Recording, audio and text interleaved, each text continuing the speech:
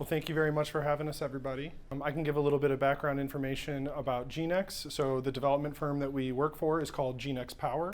We work for GeneX Power, but we have many different project names for all of our different projects. So this one here in Winnebago County is Gemini Solar. GeneX has been in business for about 15 years. Our headquarters is in Charlotte, North Carolina. We have a regional office down in Indy. And majority of our projects are in the PJM electric grid, which stands for Pennsylvania, Jersey, and Maryland. We have projects all the way from North Carolina all the way out here to Illinois. And as the years have gone by, our portfolio has slowly shifted from the East Coast here to the Great Lakes. So we are one of many companies here in Northern Illinois. So Gemini Solar is a utility scale solar project. We know that solar has been in center of topic of conversation here in Winnebago for quite some time. There has been a lot of community scale projects here. So the biggest difference between a utility scale project and a community scale project is that a utility scale project goes directly into the transmission lines, similar to Byron or a nuclear power plant or a coal-fired power plant, as opposed to a community scale project is maybe just designated to help with utility bills for a particular neighborhood or a commercial logistics facility or maybe a commercial park or a specific set or a region of a particular town. So we are very excited to be the first project here in Winnebago. Kind of touched on that, we can keep going. So a bit of project information for Gemini. It is a 224 megawatt project. It is roughly 2,200 acres. So yeah, geez, it sounds like a lot. It is 1%, it's 1% of the farmland in Winnebago. So there is quite a bit of land in Winnebago County. A few things that are required for a utility scale solar project. Obviously we need the space. You need to have, 2,200 contiguous acres. Sometimes we can split it up with a few different landowners, but for the most part, we like to have it grouped in, 2 to 3 large swaths. It also needs to be an unincorporated area, and it needs to be in close proximity to cities with bigger populations. So Winnebago County has an advantage, as do many other Northern Illinois counties, because it's in close proximity to, obviously we have Rockford here, we have Madison, Wisconsin, Chicago, and Milwaukee. So we are in an area in Northern Illinois where 2 different energy grids meet. Those transmission lines cross between those 2 energy grids. The other one's called MISO, goes all the way down from Louisiana up into Ontario. And the intersection of those transmission lines can not only help the different citizens that live in those areas, just being able to help each other out. If there's a particular power outage in one area, energy can be transferred and moved along across state lines, and it also becomes a hot spot for developers like us. So why are we here? We are here for a few different reasons. Obviously to bring clean energy to Winnebago County in Northern Illinois, but there's a few different boxes that we check off the bat. Obviously we need that amount of contiguous acreage. We need a transmission line that has available capacity. So when we've built our transmission lines over the past couple decades, we build them with overcapacity. In other words, we build them too big with available space for anticipated future projects.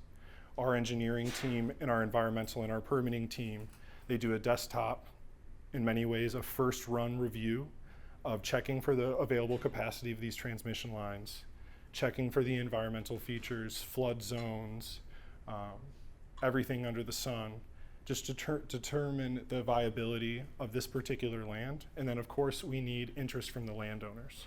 So the number one reason that we have landowners reach out to us to start a project or to join one of our existing projects is actually to keep their family farms in their family for generations to come. So that can be a very rewarding thing. So environmental benefits. Obviously we're in a room of like-minded people. This is Sustain Rockford. This is a very great organizations that we've had the pleasure to meet, and you guys are doing a lot of amazing things. Can talk your ear off about this list and many, many more, but I think one thing that hits close to home for me, having worked in residential and commercial construction, large scale residential and commercial construction before this, is that what we're doing with this land in many ways will not only increase the health of the soil, but it'll increase the quality of the groundwater below and the surface water adjacent to it. A big reason for that is that every development over 1 acre is required to comply with the NPDES and the clean water discharge. Monoculture ag is fully exempt from that. So the community scale projects, the utility scale projects have a requirement to be fully stabilized after completion. They cannot close out their permit before it is completely stabilized. And many environmental benefits that you would get from rotating crops, just leaving the land fallow. This is all of that times 40. We bring back natural vegetation, we bring back wildflowers, and with that, we actually see an increase in wildlife and biodiversity as well. And I want to jump into, you had a strong reaction to the 22, no, great, please react, to the 2,200 acres. So the little caveat to that is we only need to put panels on about half of that land. So one thing that we pride ourselves in is really customizing the project to what the neighbors want to see. And the landowners are full partners with us in this. And so not only will we work with Illinois DNR, like Adam said, to plant native pollinators and to bring back wildlife habitat, but they get the landowners in the project and the neighbors of the project, they get a say in what kind of plants do we plant, what kind of trees, vegetative buffer, what kind of fencing do we put up, how far do we set it back from the road. Of course, there are state ordinances that we have to check off, but that's just the bare minimum. We're always going to go above and beyond the minimum to design it, so that everyone wins and we get the best possible outcome. So we're preserving 2,400 acres of farmland, but we're not actually putting panels on all those acres. So that'd be the most inefficient project design Yeah. in theory if very everything is inefficient, yes. muck soil and floodplains. But the rule of thumb is 5 acres a megawatt. And we So lease it'd be 10. much less than that. So we do that on purpose, and we don't like to cut down trees. We're a renewable energy company, so we don't think it's wise to go in and cut down swaths of trees. I think both of you had a question. I just wanted to summarize what you're saying is like the land you're building on, you're making sure it's like healthy or suitable for the environment. Yes. You, I guess, do your work on it. Yes. Yes. Yeah, there is an extensive environmental and permitting review for the scale of these projects. And there's dual use that can happen. And so in many of our existing projects, especially in Ohio and Indiana, we have a lot of sheep grazing. So sheep are the perfect combination to solar. And so sheep farmers love to be part of our projects because we put up a vegetative buffer and we put up ag fencing. We spend all the money to keep their sheep in, money that they couldn't justify spending themselves. They buy more sheep, they increase their number, and their sheep graze under the solar panels. So they get shade and we get free mowing. And so it's a win-win for everyone. Mm-hmm. You can plant shade plants under solar panels. One of our projects in Indiana, we have bees. A lot of the farmers will still farm some of the land that's not being, they've leased to us, but is not actually in the project footprint. So there's a lot of dual use going on in these project areas. Do you have any statistics available for like past projects to show like, I guess, the diversity growth or? I didn't bring them with you, but I could definitely get them to you. And there's also quite a few it's a great case question. studies. It's quite significant. I mean, as you can imagine, constant work, harvest, planting of a mono-ag field, there's not much that can live in there. And so not for this project in Winnebago County, but one of our other projects in Illinois, we have an active bald eagle's nest. Yeah. And so there's a 660-foot buffer around that entire nest. It also sits perfectly for our engineers on an existing buffer for a creek, a navigable water body. So that has it's an existing buffer. So they will be protected 660 feet in every direction. And then that project is 1,800 acres. And so they will have 1,800 acres of fenced in breakfast, lunch, and dinner. Yeah. It's one of the reasons one of our landowners signed up is because he wanted to protect the eagles. So there's lots of reasons that people. That purposeful, Yeah. Did you get your question? No, he did not. It's a publicly traded corporation that owns this, or? No, we're a It private is not. company. We're a private company. Yeah. So- How long have you been in business, or? 15 years. Yeah. So Incorporated in Charlotte Yeah. by 4 individuals who put up their own money to start the company. Yeah. They're all engineers, and then expanded from there. There's a little under 50 of us. Yeah, we have a small team, but a powerful team. We have 10% of the solar projects in PJM total, and we permitted and built the biggest project in operation east of the Mississippi during the first Trump administration. I can Which also is a give you nice lots of little good tidbit LinkedIn sheep grazing accounts to follow. It's super fun. Yeah. But yeah, we could definitely get you that information. The fancy. You give us 250 words and a couple of pictures. We'll put it on the Sustain Rockford website under Sustainability Developments. Yeah. And if you have a link under there for more information, we can, hook to a cloud link that will provide additional statistical information. Since your project is big and will take a while to develop and then get going, you can update that and people can see what's going Yeah. on. Well, thank you. Well, Sure. after tomorrow afternoon, we'll have more information because we're meeting a family here in Winnebago County that does this. Okay. So. Yeah, and we thought maybe we would do it right after we talked to you, so then maybe it might get a little bit more interest. But we will definitely get that to you. The fancy word for that the purposeful dual use is called agrivoltaics. And the biggest conference is actually here in Chicagoland. The case studies are really, really interesting. I'm an environmental nerd. I got my environmental degree from Northern. There are projects, fully operational cattle ranches in Texas with 15-foot panels that still track the sun. People are doing case studies all over the country, just trying to see, shade-tolerant produce and veggies and whatever it may be, wildflowers and apiaries and the setbacks. And there's a lot of possibilities. The previous company that I worked for was based in Madrid in Spain.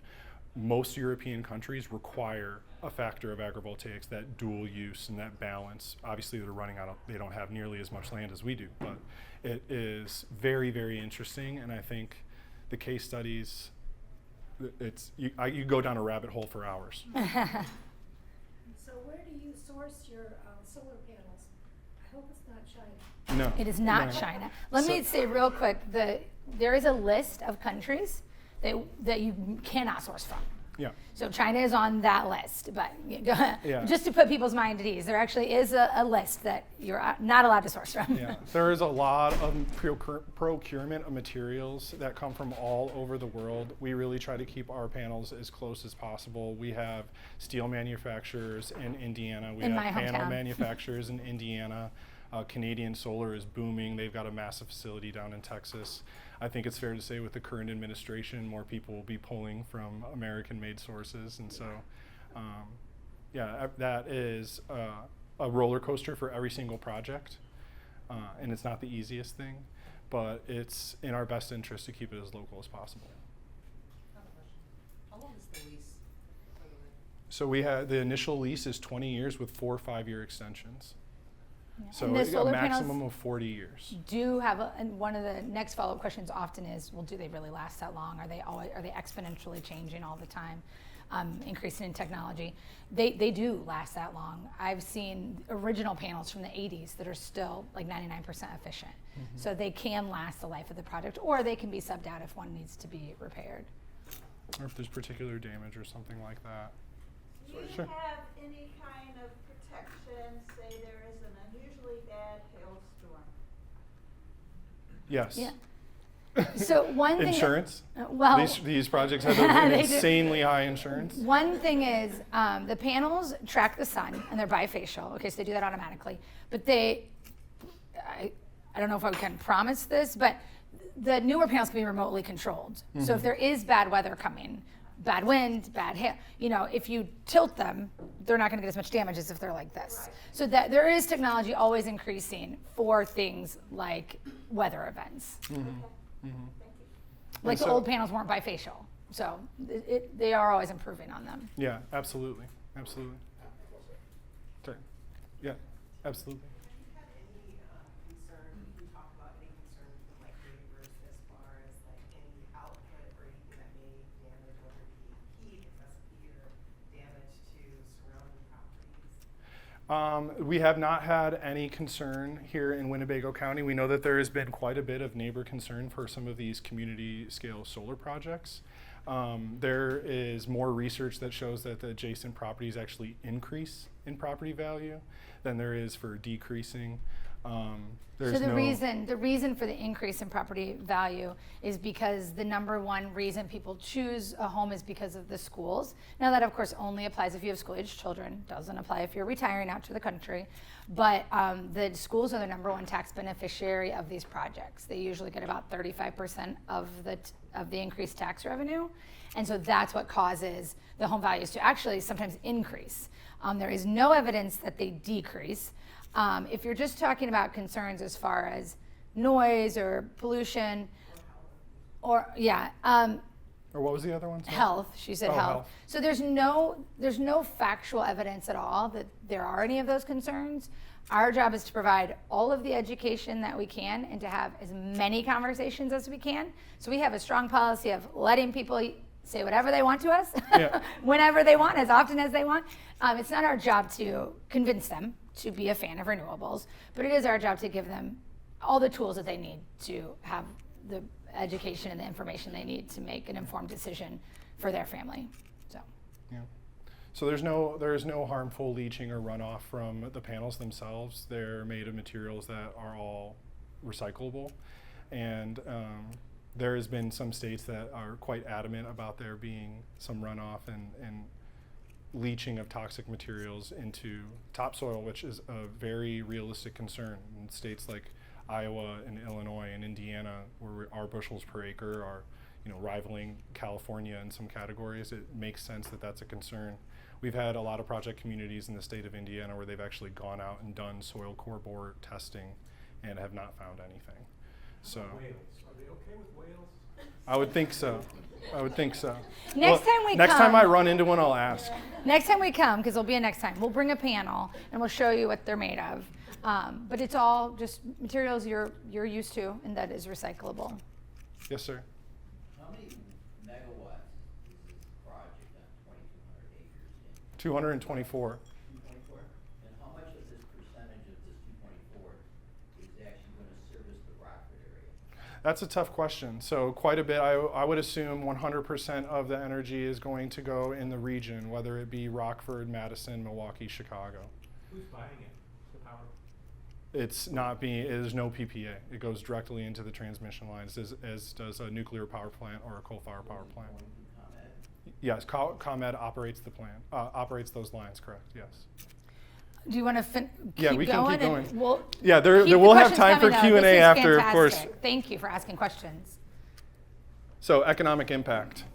This really moves the needle for some people. I know that this may be not the particular room to go over all of this, but it does absolutely make a difference. I think the biggest thing for me is the $440,000 in new wages paid and the annual $3 million in rent payments to your local residents.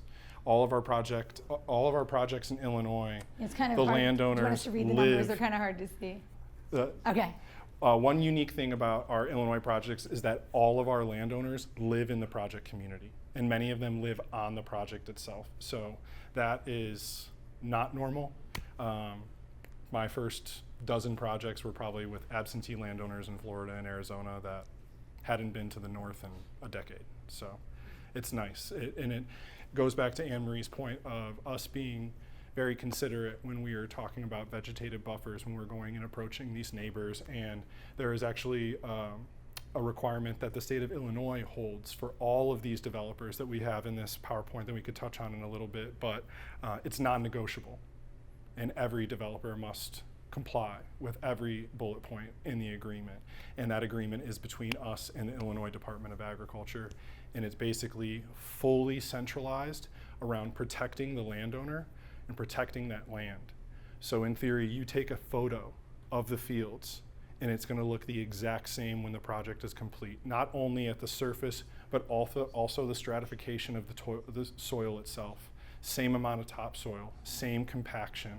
The review process is extremely expensive and very intensive. And Illinois is the only, I've worked in dozens of states in this country so far, and Illinois is the only one that I found that holds developers to that, which I think is really great. And biased because I live in Illinois, but it's important. So $20 million in property taxes over the first 30 years of the project.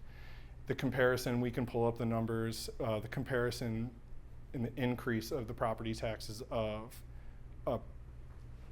an energy producing facility like this, you can imagine, is exponentially higher than a corner soy field with no primary residence or even a barn. It goes down even more if there's no barn. So that flows into the county coffers. I really get excited about the spending numbers, the local spending numbers to your local businesses and restaurants and hotels and places like this.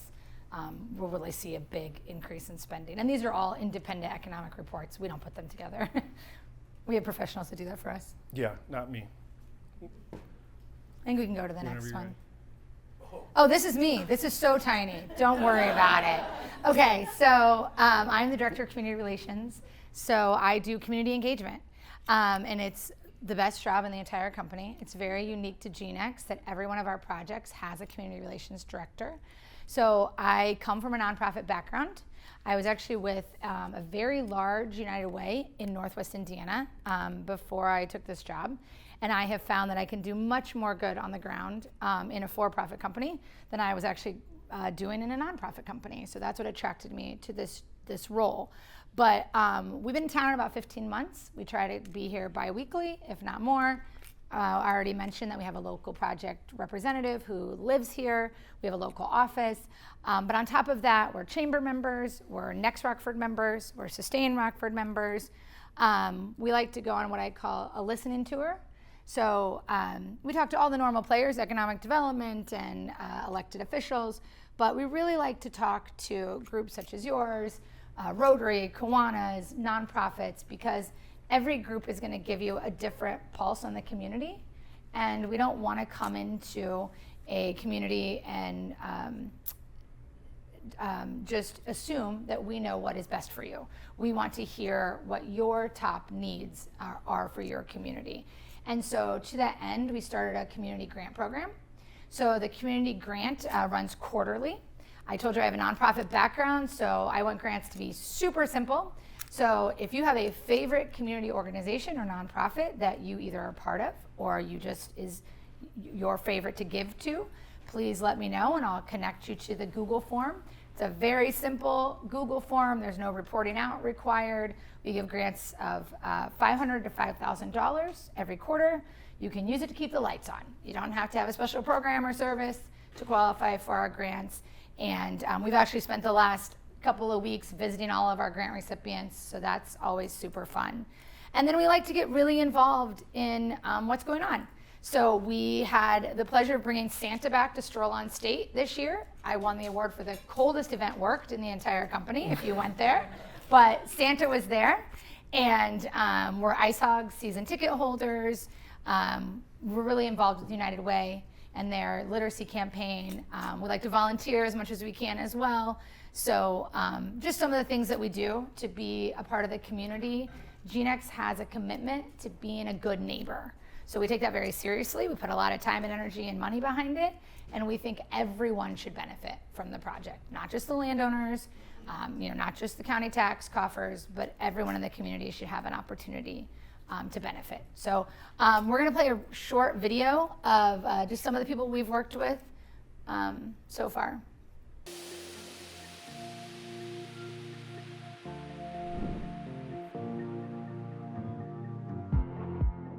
Hi, my name is Marty Johnson.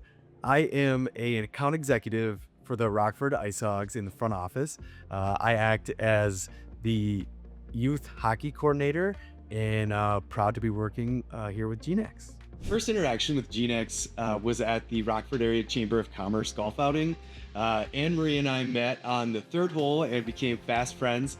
And it was easy to see that a lot of the initiatives that the Ice Hogs are looking to be a part of also align with what GeneX was all about. It was easy to tell that community, the local partnerships mattered to both of us. And so, through our talks, it ended up that GeneX was the proud owner of 4 new season tickets with the Ice Hogs.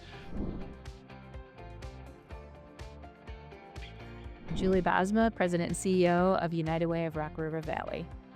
I'm Angela Lundeen, the Director of Development for United Way Rock River Valley.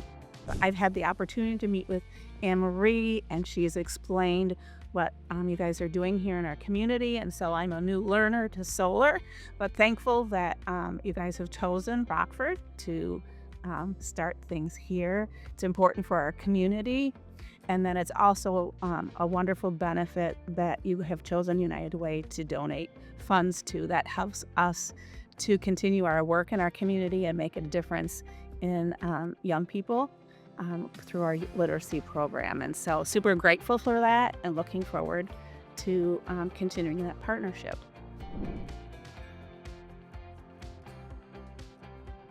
Greg Gates, I'm the Executive Director here at Reagan Mass Transit District. Well, coming from a farming background, my family has for generations been able to till the soil. So obviously when we're talking about from that perspective, preserving something that's been very important to our family is something that I would strongly advocate for in the future. We want to see those generations to continue in that element and make sure that obviously it's something that we can continue to do and that others could also reap the benefits from, either agriculturally or environmentally, with more solar type of activity. My name is Stephen Simpson. I have the honor and privilege of being the superintendent and principal of Stewart Elementary School in Stewart, Illinois. As we look forward to the 21st century, it seems as if increasingly the energy segment of our economy is going to be very important. As we educate our students to be productive citizens in the future, it is nice if we have opportunities in the area where they can see that aspect of the energy economy at work, particularly in the solar field, which seems to be one of the up and coming aspects of economic growth in the Midwest, something that we haven't really seen a lot of before in this region of the country. So I think it provides a nice opportunity for our students and their families to not only benefit from the tax revenues that we will see from that growth, but also to gain some knowledge and some expertise in an area of the economy that may one day provide them with a career. I'm Dr. Thomas Kaczynski. I'm the director of the Institute for the Study of the Environment, Sustainability, and Energy at Northern Illinois University. So I'm particularly focused on sustainability, and when we talk about sustainability, we mean both benefits to the environment and benefits to people. And utility scale solar has a lot of important benefits on both sides. On the environmental side, it can help reduce the usage of farmland. It can allow it to rest for many decades, often in the 20 to 40 year range, to return to a more sustainable use, to promote crop diversification and biodiversity. And on the human side, it can have benefits in terms of providing economic stability and security. So one of the really good parts about solar is it promotes diversification of our energy supplies. We're less reliant on importing fuels from nations that we might have conflicts with. We're less reliant on a source of energy that's proven to be very volatile in terms of global energy pricing. So solar is not only more resistant to that and more resilient, but it can also help produce jobs, bring benefits to local economies, and in general make it easier for us to have economic vitality going forward.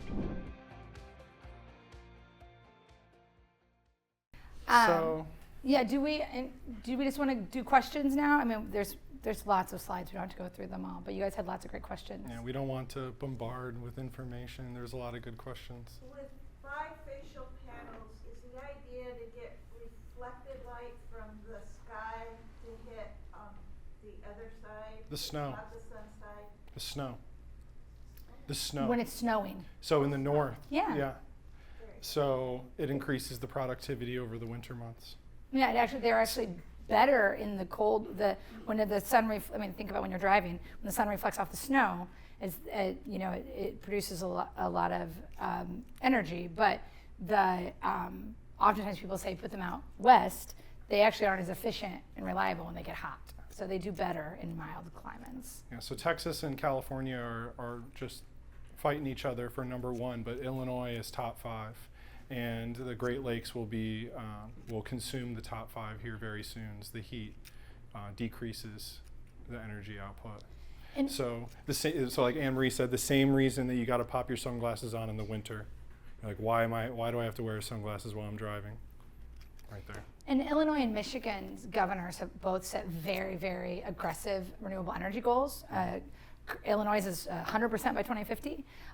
Illinois and Michigan, their legislator is favorable at the state level, but they're behind on their renewable energy goals, I mean, to be honest. So that's why they're going to continue to rise. And I think that's it's a goal, right? Goals are goals for a reason. Our mission as a company is not to replace all fossil fuels. It is to supplement the domestic energy production that we have here in North America. Not every state has 11 nuclear power plants like we do.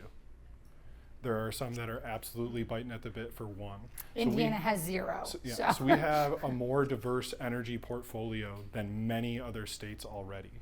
And just, we were talking about EVs earlier with the data centers popping up left and right. You want some heartburn, look at the amount of energy use that or water that some of these data centers are using. It's astounding. They're popping up everywhere, all over northern Illinois, all over northern Indiana. And so it's a little bit of a catch-up game. There are some hands. Yeah, with your environmental degree, did you have time to like look at all the renewable sources that are available and like what would be, because it said on the slide it was like the solar was 3rd best or 3rd largest in Illinois for energy use. Mm-hmm. I guess with your degree, is there like another renewable source that you would advocate for? I'm not as anti-nuclear as some people would want me to be. I have worked previously with large-scale wind as well. I just think as a landowner and as a homeowner, it is a little bit of an easier pitch for solar. I think not only for the people doing the business, but the community and the landowners. It's not nearly as much of an eyesore. We have to go through the vegetative buffers that border the project. We get the input from the neighbors. They get to decide if they want us to install their preferred vegetative buffer on our property, our landowner's property, or if they want to install it on their property line, or they can just take the money to install it on their property line.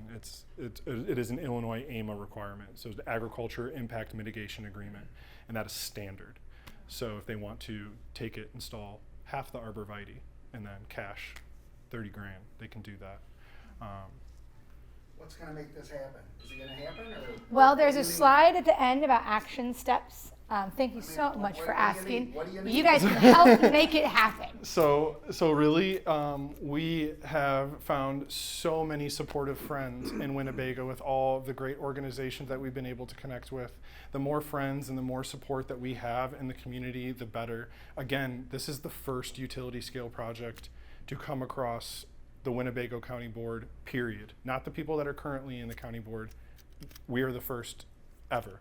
So if you go east into Boone, completely different story. You go south into Lee County, they're the #1 renewable county in Illinois. There's projects west of Springfield, double black diamond, that's gonna power all the municipal facilities in the city of Chicago and Loyola. So these are popping up everywhere. But we do have some action items you can do Yes. to help us out. So we've got some yard signs over here. These are non-branded, so they don't say Gemini Solar, they don't say GeneX, but a little, just solar socialization, get people used to it, kind of like I love my library in the front yard. We've got some new ones coming that will say Gemini that we can get to. We've got letters of support. So these are they're very generic. They just got 2 lines on them and they've got some space for you to write your own words. These are very, very impactful to the county board, especially our district rep, Aaron Booker. He has indicated that he will give us his support as long as there are no neighbors that are unhappy. And so we do a really great job at neighbor outreach. The goal is always, if you have a question, ask us. Don't call your county board rep, ask us, and we will answer your question and take care of your concern. So these letters go a long way to showing the county board that we have support. If you go to our website, you can also sign a letter. You can sign a petition. You can sign up to be on our newsletter. It comes out quarterly, so you can find out what's going on with the project. In the back of the room, there's some swag, so you carry that bag around town. That would help a little bit too. But there is a sign-up sheet in the back asking you to commit to attend a public hearing. So we don't know yet when our public hearing will be. We have a goal of submitting our application by the end of Q3, which means then the clock starts ticking. So 15 days of public notice, we go before the zoning board, there's a couple nights of public hearing. All of those things allow public comment. And then once it gets to the county board vote, you cannot comment, but you can attend. And so it's very, very helpful to us to have supporters in attendance. You're probably aware, if you watch the news, that a very, very small, loud minority seems to be setting energy policy in this country and a lot of other policies. And when 3 or 4 people show up and they come to the mic and they have matching t-shirts and they speak in opposition of something, it's very difficult for your elected officials to then vote in favor of something. I mean, that puts them in a really bad spot. But if we have equal or more number of people who show up and wear our t-shirts and come to the mic and say that they're in support of something, that gives those elected officials the comfort level they need to know that their constituents are okay with this. So those are all things that you can do to help us out. It makes a big difference. It's the county board members in Winnebago's, their number one concern is perception of the neighbors' opinion. And so we have a neighbor campaign that we do for all of our project communities. We're in kind of the process of getting that in motion right now. We're going to start all of our environmental and permitting studies here coming up, and we're going to do that simultaneously. We have 2 big swaths of land. The majority of our land is already under contract for this project, so we know where our project neighbors will be in relation to those swaths of land. But we also want to be considerate and speak to the neighbors, even if they're not going to see any part of the project footprint, even if they're going to be adjacent, kitty corner, catty corner, pick your preference per the region. District 1 or region, whatever, in Aaron Booker, some of that's Winnebago, right? And because I just heard Frank Eubank he didn't want some of his constituents didn't want to see some of this stuff out there. I just heard this from another. Yeah, it's all Winnebago County. It's all Winnebago County. But no, Aaron Booker you had mentioned. Yeah. Yes. So He was very friendly to this. Yes. But I know, because I live in Aaron Booker's, and much like is like the community of Winnebago there too. So. Yeah, I can totally understand. I think it's also about. No, I think what your question is. So you said you got it lined up, so I just. Well, that's a snapshot in time, right? So we all know next time we talk to him, we could have a different conversation. Yeah. There has been a lot of community solar voted no by the county board. Most recently, there was one Tate Road Solar. I believe that was also in Aaron's district. And all the conversations that we've had with Aaron and with landowners and with other elected officials is there doesn't seem to be within Winnebago County an opposition to renewable energy. There seems to be what do my constituents want? I will vote as a public servant based on what my constituents want. And so that is what we're focused on. And it is the first utility scale solar project, which the elected officials we're still trying to educate them on that issue. I don't think that many of them are aware of the difference between community scale solar and utility scale solar. So that's part of the work that we're doing. And just so that we can be mindful of everyone's time, if we can have some time afterwards once we wrap everything up, we do have some more just announcements to announce. Thank you so much for all your time. Yes, thank you everybody for the great questions.